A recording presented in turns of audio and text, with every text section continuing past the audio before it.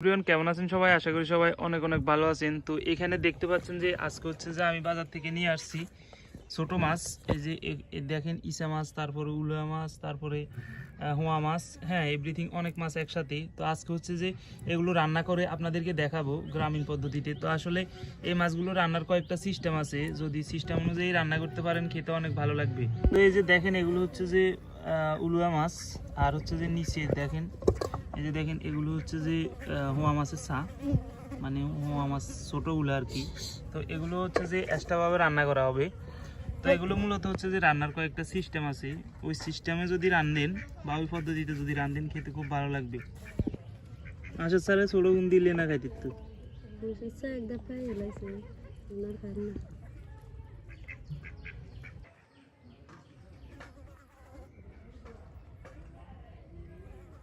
তো এখানে হচ্ছে যে এগুলো হচ্ছে হোয়া মাছের ছা। তো এখানে হচ্ছে যে দিয়ে দেওয়া হচ্ছে পরিমাণ মতো মরিচ, দিয়ে দেওয়া হয়েছে পরিমাণ মতো হলুদের গুঁড়া, তো দিয়ে দেওয়া হচ্ছে পরিমাণ মতো কাঁচা তৈল, দিয়ে হয়েছে রসুন কুচি, পেঁয়াজ কুচি।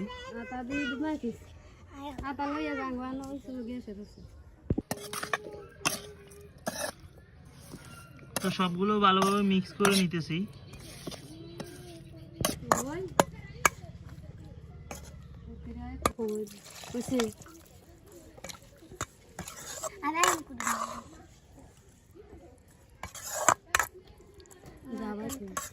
তো এগুলো হচ্ছে উলুয়া মাছ, এগুলো দিয়ে হচ্ছে বায়ন দিয়ে রান্না হইব।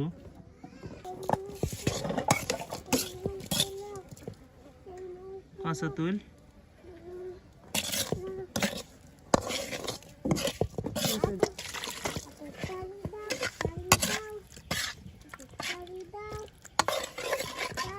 তো এগুলো একটা রান্না করব পানি এবং হচ্ছে যে তেল মশলা যা আছে সব কিছু একসাথে দিয়ে উঠে দেওয়া হয়েছে।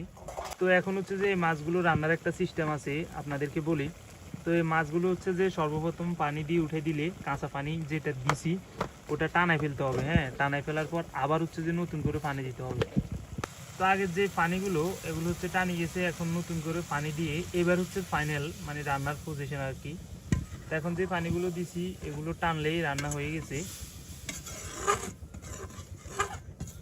তো আগের জলগুলো হচ্ছে টানায় ফেলার মানে সর্বপ্রথম যেগুলো দিছি ওগুলো হচ্ছে মাছের যে গন্ধটা আছে গায়ের ওই গন্ধটা চলে যাওয়ার জন্য ওই পানিগুলো দেওয়া আর কি।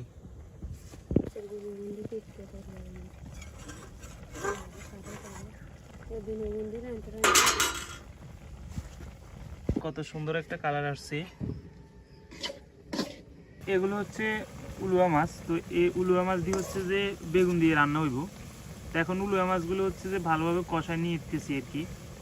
তো হালকা পরিমাণ কষায় নেওয়ার পর এরপর হচ্ছে যে বেগুনগুলো দিয়ে দিব। তো এখানে তরকারি রান্নার মতো পরিমাণ মতো পানি দেওয়া হইতেছে। তো যখন হচ্ছে যে জল যখন উতরে আসবে তো এরপর হচ্ছে যে বেগুনগুলো দিয়ে দেওয়া হবে।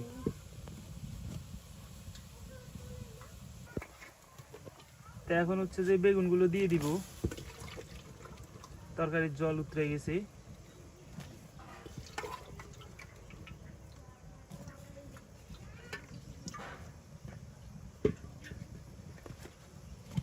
এই যে দেখেন বেগুনের তরকারিগুলো কত সুন্দর হয়ে গেছে, কত সুন্দর হয়েছে রান্না, অস্থির একটা ফ্লেভার বার হইতেছে। যদিও বেগুনগুলো একবারে হাজিয়া বেগুনের কারণে নরম হয়ে গেছে, তবে কিন্তু তরকারির কালার দেখেন কত সুন্দর একটা কালার আসছে।